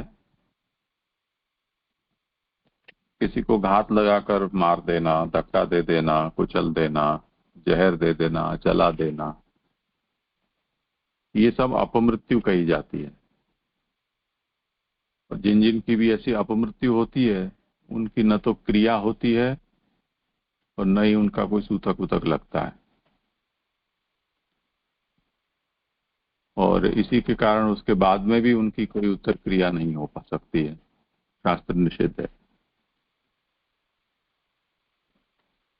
तो यहाँ इन लोगों को परशुराम ने उनका वध किया तो वो शस्त्र से किया, जिसलिए कि वो वध है वो भी युद्ध के अंतर्गत आ जाने से वो वीर गति को प्राप्त हुए, ऐसा ही उनकी गति होगी। इसलिए कहा कि शस्त्रेण हननम परलोकार्थम। यहाँ वो उपद्रवी हो गए थे पर उनका परलोक बिगड़े नहीं, इसलिए उनको शस्त्र से मारा। जी जी जी जी, हुआ समझा। राम जी।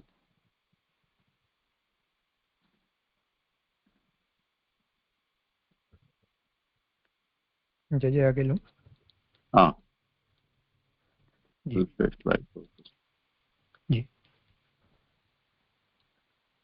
जी धन्यवाद प्रणाम जी। जी यहाँ पे अभी जो यानी घुंघराले केश का स्वरूप अवतार, तो यानी घुंघराले केश के अवतार धन्वंतरी जी और मुख के भगवान के मुख के अवतार परशुराम जी, ऐसे समझ इस श्लोक में।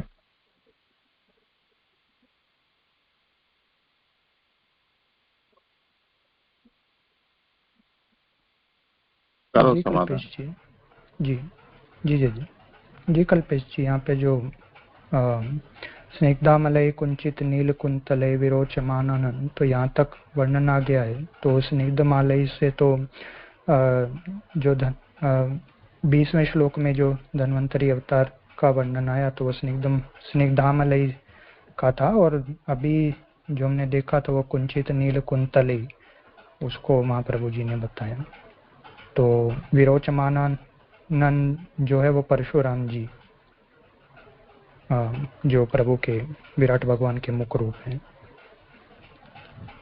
जी जी जी, यहाँ पे ये कंफ्यूजन जी इसलिए आ रहा है कि यानी पहले यानी केश का स्वरूप यानी केश का अवतार का निरूपण करते हुए श्लोक चालू यानी स्टार्ट हुआ दीजिए, और फिर अथवा से लेकर यानी वहां पे आगे धन्वंतरी का आता है, और फिर आगे यानी परशुराम जी भगवान के मुख के अवतार है। तो ये इसलिए कंफ्यूजन हुआ कि यानी फिर केश और मुख ये दो लेकर चले हैं, तो कैसे समझना चाहिए? अथवा से दोनों ही बातों को संभाला है आचार्य चरणों में, जिस तरह से निरूपण आया है उसमें ये दोनों पॉसिबिलिटी हैं। जी जी जी स्पष्ट, यानी कि दोनों तरफ से यानी परशुराम जी का अवतार है ऐसे। जी जी स्पष्ट। धन्यवाद प्रणाम। हाँ जय जय धन्यवाद प्रणाम। हाँ जय जय, ये 281 पेज पर थोड़ा कंफ्यूजन हो रहा है जय। ये परशुराम जी भगवान के मुख हैं, मैंने ये तो मान लिया भगवान के विराट के मुख हैं, यूं मान लिया। पर आगे लिखा है भगवान मुखाग्नि वैश्वानर के अवतार हैं। तो यहाँ कंफ्यूजन ये हुआ जय कि महाप्रभु जी भी वैश्वानर अवतार हैं, तो वो भी भगवान मुखाग्नि माने वैश्वानर जो अग्नि है उनके अवतार हैं। और यहाँ भी परशुराम जी को जो थोड़ी सी मैंने कंफ्यूज हो रहा है, तो इसको कैसे समझें?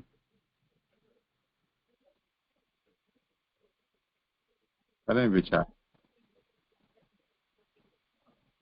जी जी जी, यहाँ पे जो भगवान मुखाग्नि वैश्वानर के अवतार हैं, तो इससे मुझे ऐसा समझ में आ रहा है कि परशुराम जी ने अवतार ग्रहण करके, प्रभु ने परशुराम जी का अवतार लिया और क्षत्रियों का इस प्रकार से 21 बार वध किया। तो यहाँ पे जो मुखाग्नि रूप है तो वो इस प्रकार है कि वो पृथ्वी को शुद्ध करने वाली, तो ऐसी मुखाग्नि है।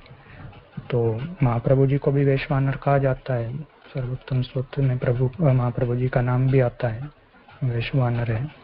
तो वो भी प्रभु के मुखाग्नि स्वरूप हैं। तो यहाँ पे वाक्य एक लग रहा है, पर अब उसमें अधिक प्रकाश आप करें तो स्पष्ट हो। वो नहीं, वो आप बता रहे हैं वो ठीक है, क्योंकि आगे लिखा है सर्व क्षत्रियों के भक्षक है, तो भक्षक रूप मुखाग्नि अपन मान लेते हैं। लेकिन उसमें वैश्वानर जो शब्द आया है थोड़े उस पर कंफ्यूजन है।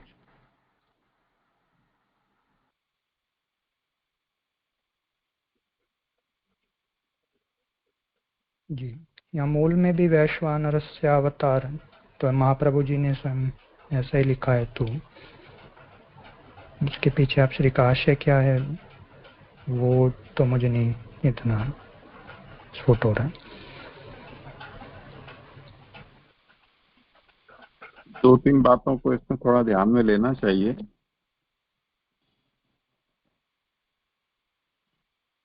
शास्त्र मर्यादा से जब किसी बात का निरूपण किया जा रहा है तो जो चीजें शास्त्र सिद्ध न हो उनके साथ न तो उसका कोई विरोध है और न उनको शास्त्रवत हम प्रमाण मान सकते हैं, क्योंकि ये सब चीजें ऐसी हैं कि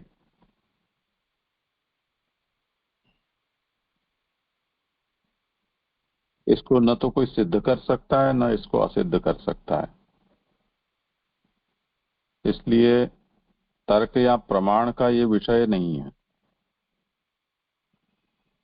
जिनको जैसी अनुभूति हो, व्यक्तिगत या सामुदायिक, या जिसकी ऐसी भावना है, तो उनको अगर भावना के स्तर पर ही रखा जाए तो अच्छा है।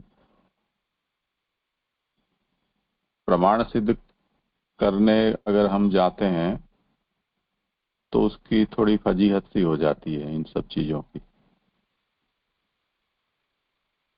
ये एक बात है। दूसरा ये है कि अगर हम इसको, जैसे पूर्वाध्याय में ये आया कि कहो तो अनंत अवतार हैं और जो भी है वो सब कुछ भगवान का अवतार ही अवतार है, ये बात ब्रह्मा जी पहले ही कह चुके हैं। यानी वृक्ष, नदी, पर्वत से लेके सब कुछ भगवान का ही अवतार है। अब उस स्थिति में तो अब मैं और आप भी सब अवतार ही हैं, और वो भी शास्त्र सिद्ध बात हो गई, ब्रह्मा के मुख से ही कहवा दिया गया है। तो अब इसमें तो कोई विवाद का प्रसंग रहता ही नहीं है। अवतार बिना का तो कोई बचता ही नहीं।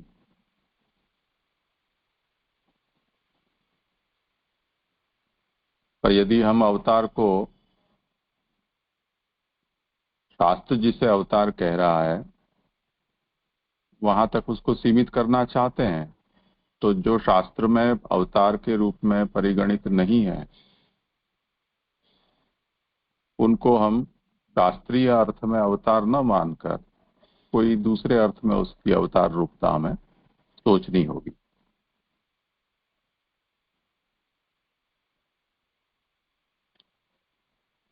दूसरा ये है कि परशुराम तो अवतार लेकर और पुनः स्वधाम पधार गए, तो दोबारा वैश्वानर का अवतार नहीं हो सकता है, ऐसा तो कोई आवश्यक नहीं है, ऐसा कोई नियम नहीं है। यदि कथनचित हमको वो वैश्वानरत्व आचार्य शरण में सिद्ध करना ही है तो वैसे भी किया जा सकता है। एक काल में दो होने में हमें समस्या अगर होती हो तो यहाँ वो काल का भेद हो जाने से वो बीत गए, उसके बाद ये हुए। अब आचार्य शरण भी पधार गए, तो फिर कोई वैश्वानर का तीसरा अवतार भी होना हो तो कौन रोक सकता है? या कोई किसी को घोषित कर दे तो भी हम थोड़ी मना कर सकते हैं। तो इसको दो तीन तरह से समझना चाहिए, ऐसा मुझे लगता है।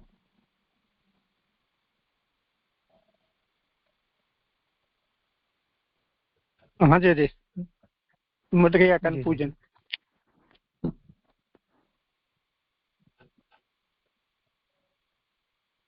ये सब जी, चीजें जैसे श्री यमुना जी के प्राकट्य के विषय में, वहां भी ये सब बातें आती हैं।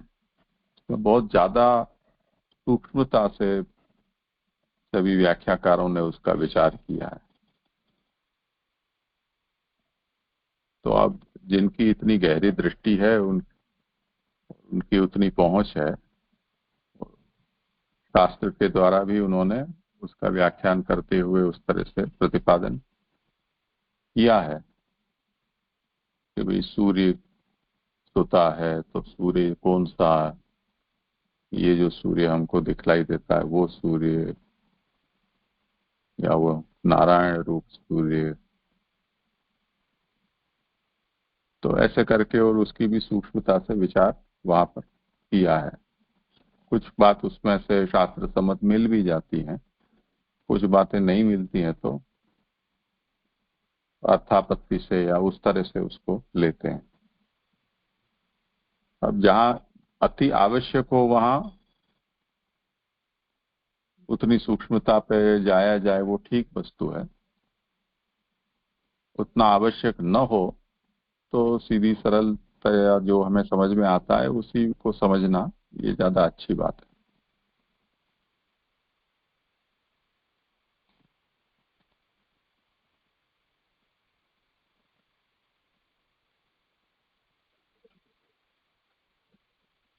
जी जी जी हाँ जी जी आगे ले। कितने श्लोक तुम्हारे? जी जी एक श्लोक हो रहा है।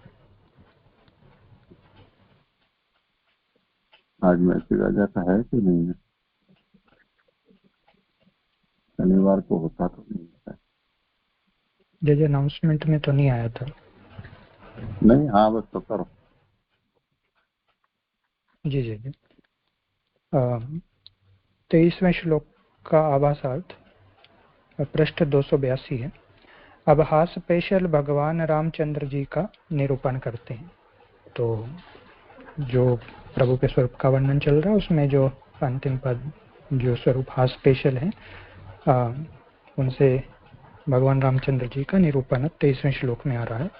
मूल कार्य का अस्मत् प्रसाद सुमुख कलया कलेश इक्ष्वाकु वंश अवतीर्य गुरोर्निदेशे तिष्ठन् वनं सदयितानुज आविवेश यस्मिन् विरुद्धे दशकंधर आर्तिम आर्चत। श्लोकार्थ हमारे ब्रह्मादि देव के ऊपर जब कृपा से हसनमुख हुए तब इक्ष्वाकु राजा के वंश में अपनी कला श्री सीता को साथ लेकर श्री पुरुषोत्तम भगवान प्रकट हुए और वहां से अपने पिता की आज्ञा मानकर श्री सीता और लक्ष्मण सहित वन में रहने लगे। उनके साथ ऐसी अवस्था में दशग्रीव रावण ने विरोध करके भारी पीड़ा भोगी। सुबोधनी जी, भगवान का हास 3 प्रकार का है। दूसरों के गर्व को दूर करने वाला, दूसरों को मोह कराने वाला और दूसरों पर कृपा करने वाला भी। उनमें पहले प्रसाद हेतु हास का निरूपण करते हैं। तो ये जो 3 प्रकार के प्रभु के हास का वर्णन श्री महाप्रभु जी बता रहे हैं, तो उसमें जो दूसरों पर कृपा करने वाला जो प्रभु का हास है, जो प्रसाद हेतु है, उसका निरूपण आप श्री कर रहे हैं। यद्यपि श्री रघुनाथ के ऐसे चरित्र अनंत हैं, तथापि हास के उपयोगी चरित्रों का ही यहाँ वर्णन है। सत्व, रजस, तमस 3 गुण के द्वारा ही हास हो सकता है, इसलिए उपलक्षण यानी नमूना विधि से 3 चरित्र ही यहाँ लिए गए हैं। तो जो ये पंक्ति आई कि प्रभु के चरित्र अनंत हैं और हास उपयोगी चरित्रों का ही यहाँ वर्णन है, तो उपलक्षण विधि से यहाँ पे 3 चरित्र आप श्री ले रहे हैं। तो उनमें से पहले सात्विक हास चरित्र कहते हैं।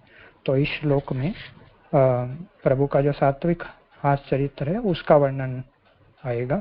आगे के श्लोकों में रजस और तमस जो प्रकार के हास हैं उनका वर्णन आएगा। तो जो मूल कारिका है अस्मत् प्रसाद सुमुख, तो उसकी व्याख्या आप श्री कर रहे हैं। प्रभु के सात्विक हास चरित्र का वर्णन करते हुए ब्रह्मादि देवों पर अनुग्रह करने के लिए प्रकट हुए, इसलिए हर्ष से प्रसन्न मुख हुए। इससे यह भी सूचित किया कि ब्रह्मा जी की प्रार्थना से श्री राम का अवतार हुआ, अपनी परम कांति अथवा श्री सीता जी को साथ लेकर, अथवा जो अपनी एक कला से कलेश्वर होता है वह प्रकट हुआ।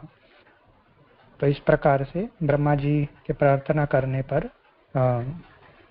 प्रभु ने श्री रामचंद्र जी का अवतार लिया और निकला श्री सीता जी को साथ लेकर आप अवतरित हुए। तो सब कलाओं का निधि जो वैकुंठवासी विष्णु है वह जिसकी कला मात्र है। हास्य तब आता है जब कार्य अल्पतर होता है, देव रक्षा रूप कार्य अल्पतर है। इसके लिए तो भगवान की कोई एक कला ही जो वैकुंठ में स्थित हो पालन कर सकती थी। तो यहाँ पे इस प्रकार से वर्णन आ रहा है कि जो वैकुंठवासी वैकुंठ निवास करने वाले भगवान हैं वो अपने एक कला किसी एक कला के द्वारा भी ब्रह्मा जी के प्रार्थना करने पर उनका पालन करने के लिए अवतार ले सकते थे। और प्रभु को जो प्रभु की हास्य कला है उसके द्वारा प्रभु अवतार लेकर उद्धार कर सकते थे। पर ब्रह्मा ने तो पुरुषोत्तम से ही प्रार्थना की, तब आपको हंसी आई।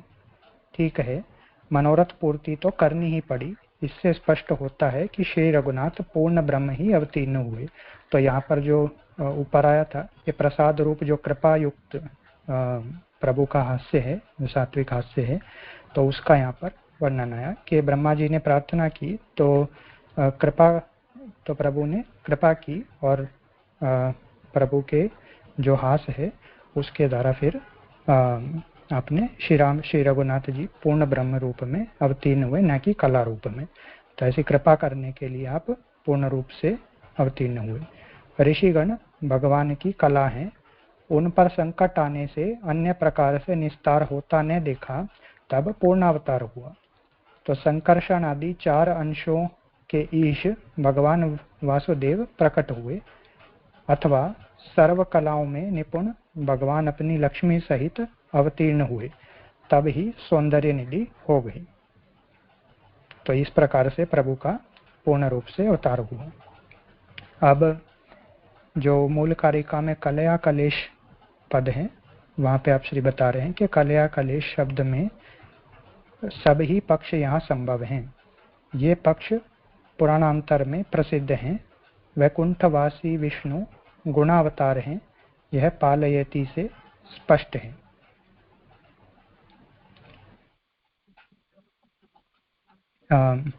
आगे, इन मर्यादा पुरुषोत्तम ने इक्ष्वाकु के वंश में अवतार लिया।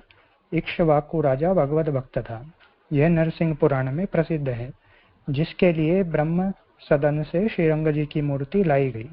उस राजा के उद्धार के लिए उसके वंश में भगवान प्रकट हुए। तो यहाँ पे प्रभु की फिर से कृपा रूपता का वर्णन आ रहा है कि जो इक्ष्वाकु राजा थे वो प्रभु के भक्त थे और उनके लिए ब्रह्म सदन से श्रीरंग जी की मूर्ति भी लाई गई। तो ऐसे जो राजा इक्ष्वाकु थे उनके उद्धार के लिए उनके वंश में प्रभु ने उतार लिया। देवों का हित कार्य करना, धर्म ज्ञान आदि साधनों का सहयोग, अपने अवतार से भक्तों का उद्धार करना है, पिता की आज्ञा का परिपालन और वन में रहना इत्यादि सात्विक चरित्र हैं। श्री रघुनाथ से विरोध करके रावण का नाश हुआ, यहाँ इनका स्वरूप प्रभाव है।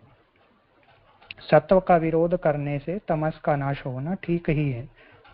तो प्रभु के जो सात्विक चरित्र हैं, सात्विक स्वरूप है, उसके सामने जो रावण तमस गुण रूप आया तो टकराव होने से उसका नाश हो गया। तो ऐसा प्रभु का सात्विक रूप का प्रभाव है। अब आगे जो श्लोक के उत्तरार्ध में तिष्ठन पद है उसका आप श्री आगे वर्णन बता रहे हैं कि तिष्ठन का तात्पर्य यह है कि अपने पिता की आज्ञा का पालन व्रताचरण की तरह किया।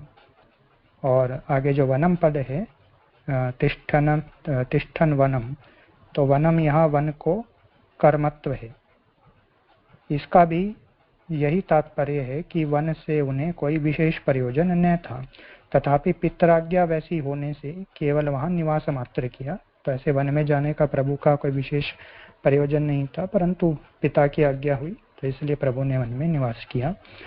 यस्मिन विरुद्धे जो पद है, यस्मिन विरुद्धे दशक अंदर जो मूल कारिका में है, तो यस्मिन विरुद्धे का यह तात्पर्य है कि श्री रघुनाथ के समीप में विरोध का निमित्त था, इसलिए रावण का विरोध हुआ।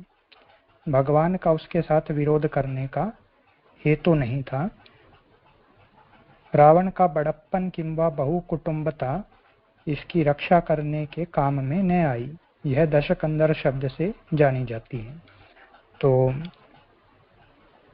रावण जो था उसके जो ये बात आई कि रावण का बड़प्पन, तो बड़प्पन अथवा बहुकुटुंबता, तो रावण का जो बड़ा कुटुंब और बड़ा जो राज्य था वो भी उसकी रक्षा में कोई काम नहीं आ सका। जब उसका प्रभु से टकराव हुआ तो प्रभु ने उसका वध किया। तो यह दशकंदर पद की व्याख्या थी। आगे श्री सीता जी और लक्ष्मण को साथ में ले जाने का प्रयोजन यह है कि कला और अंश सहित जो अवतार हुआ था वह सब ही वन में गया।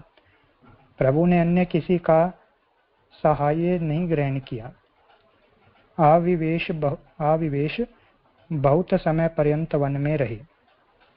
तो मूल कारिका में जो तिष्ठन वनम सदयितानुज आविवेश, तो जो सदयितानुज जो पद है तो उसका वर्णन आप श्री ने यहाँ पे बताया कि सीता जी और लक्ष्मण जी को साथ लेकर आपने वन में प्रवेश किया। तो वो कला और अंश सहित जो अवतार था वो सब एक साथ वन में पधारे। और जो आविवेश पद है उससे बहुत समय तक आप वन में रहे, इसकी व्याख्या आई। अब आर्तिम यानी चिंता, शोक आदि पीड़ा, तो तीनों का वनवास आरंभ हुआ। ऐसा होने में कारण यह था कि रावण अपने परिवार सहित मारा जाए। देवगणों की ऐसी ही कामना थी। यह तब ही बन सकता था कि जब कोई विरोध का प्रयोजक और वरोर्जित के मारण में सहायक भी साथ हो। इसलिए ये यथा माम प्रपद्यन्ते, इस आज्ञा के अनुसार भगवान ने विरोध प्रयोजक रूप दयिता यानी सीता जी को और इंद्रजीत के वधार्थ लक्ष्मण को साथ लेकर वनवास किया। तो यहाँ पर जो प्रभु का वन में पधारना है और वन में निवास है, तो उसके पीछे देवगणों की कामना थी कि रावण परिवार सहित मारा जाए। तो वो संभव किस प्रकार हो, तो उसमें जो रावण से विरोध होना है उसका प्रयोजन कुछ होना चाहिए, और जो वरोर्जित हैं उनको जिससे विरोध हो रहा है तो उसके मारने में सहायक भी कोई होना चाहिए। तो इस प्रकार से जो विरोध प्रयोजक रूप दयिता सीता जी और इंद्रजीत के वधार्थ लक्ष्मण जी को साथ लेकर आपने वनवास किया। आगे स्त्री सहित पुरुष का और पुरुष सहित स्त्री का भी मुख्य वनवास नहीं कहा जा सकता, इसलिए दोनों का परस्पर वियोग कराकर मुख्य वनवास दिखाया।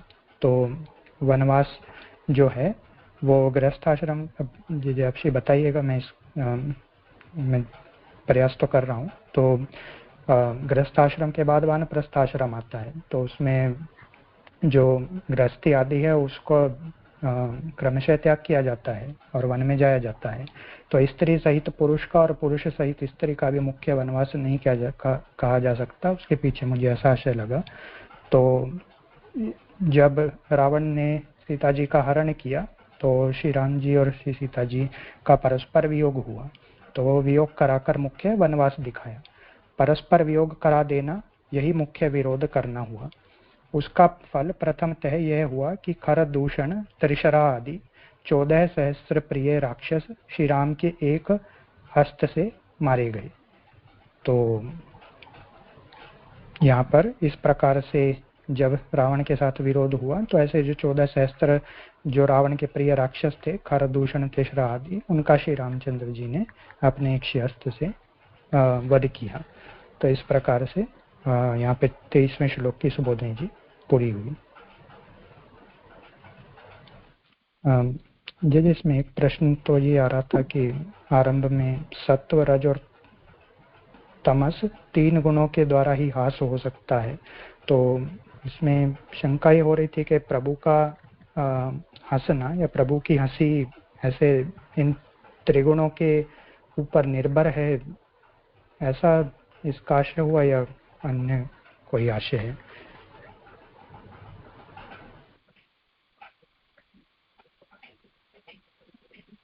मुझे तो यूँ लग रहा है कि ये जो 3 चरित्र का उपलक्षण के रूप में यहाँ निरूपण हुआ है,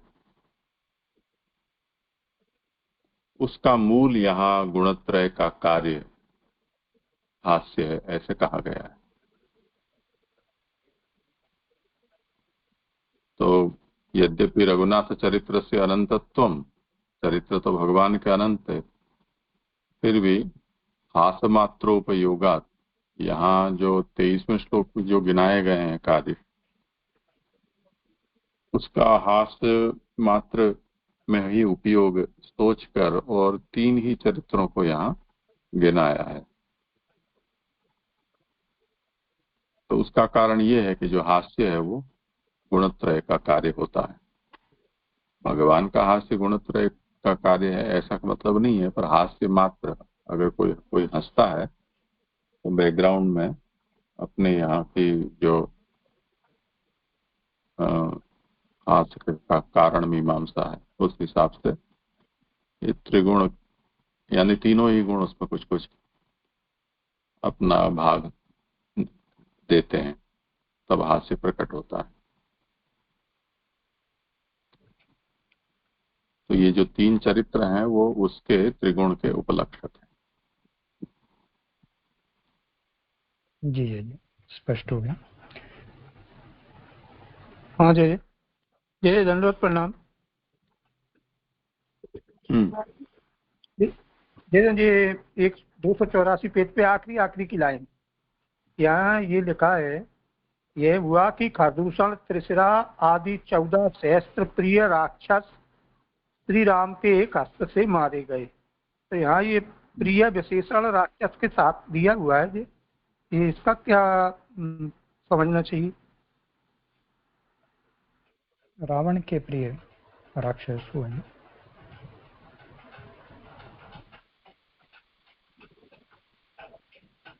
हाँ हाँ ठीक है। धन्यवाद प्रणाम जी। ये यहाँ पे 283 पेज पे है, आपने जी कलया कलेश से जो समझाया कि वैकुंठवासी विष्णु गुणावतार है, तो ये थोड़ा स्पष्ट नहीं हुआ। नहीं, प्रभु स्वयं लक्ष्मी सहित यहाँ पधारे हैं, तो जो रामावतार है जो, तो ये गुणावतार में गिने जाएंगे जी। देखो क्या विषय। जी जी जी, यहाँ पे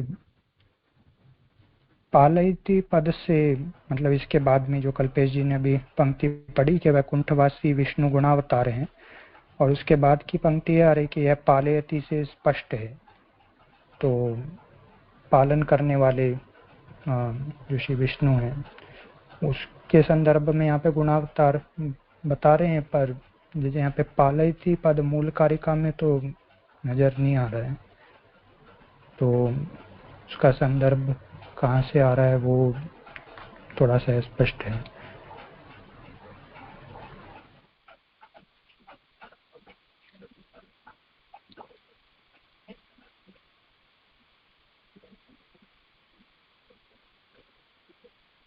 मूल में तो जैसे इस प्रकार से आया है कि तदर्थम भगवतः काचित कला या वैकुंठे स्थिता पालयति।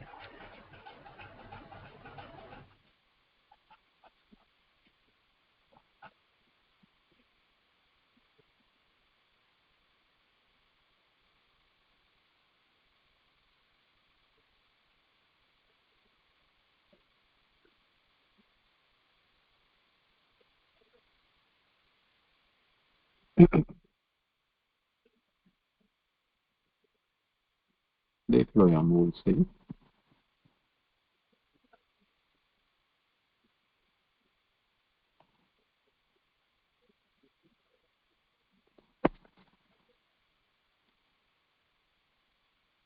अस्मत्प्रसाद सुमुखः कलया कलेश।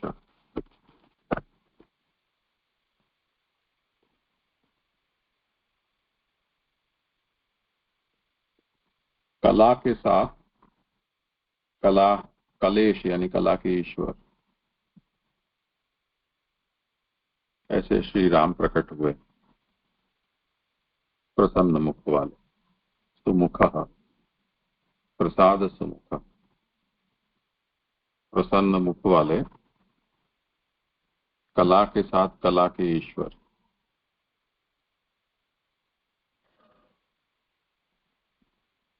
उसमें कहते हैं कलया।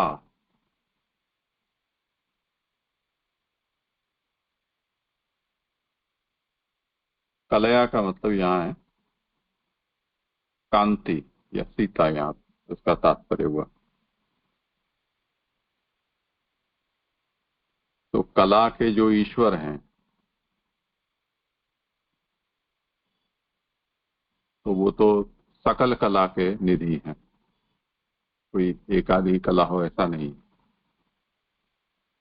तो वो वैकुंठवासी विष्णु हैं जो सर्व कला निधि हैं।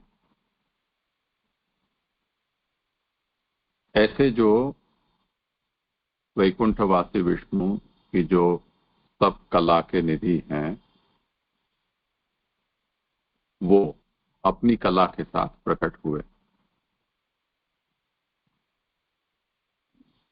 अब उसमें ये हास्यावतार है ऐसा क्यों कहते हैं?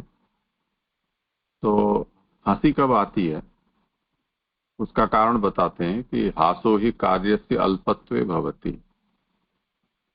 जैसे छोटे बच्चे से कोई खिलौना नहीं उठता हो या कोई छोटी चीज बार बार हाथ में से गिर जाती हो और वो बड़ों को ये कहे उसकी सहायता के लिए, और बड़ा जाए तो देखे तो अरे इतनी छोटी सी बात के लिए इतना नहीं हो पा रहा है, तो हम उसके ऊपर हंसते हैं। तो कार्य जब अल्प होता है तब हंसी आ जाती है।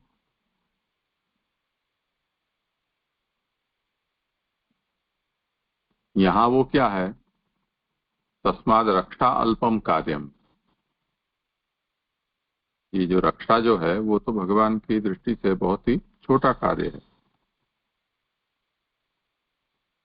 तो उसके लिए भगवान वैकुंठ में से उस कला के साथ प्रकट हुए जिससे कि वो रक्षा का कार्य भगवान संपन्न कर सकें।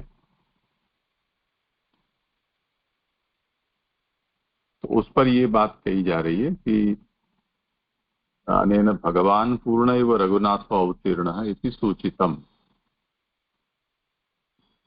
ये प्रकट हुए हैं वो तो रघुनाथ हैं, वो पूर्ण हैं, परंतु उनकी एक कला वैकुंठ में बस रही है।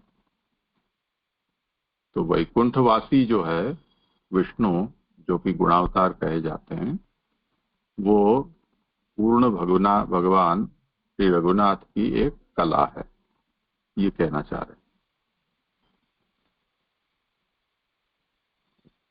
जी जी जी, स्पष्ट हुआ। दंडवत प्रणाम। दंडवत प्रणाम जी। मेरा भी यही प्रश्न था, स्पष्ट हुआ जी।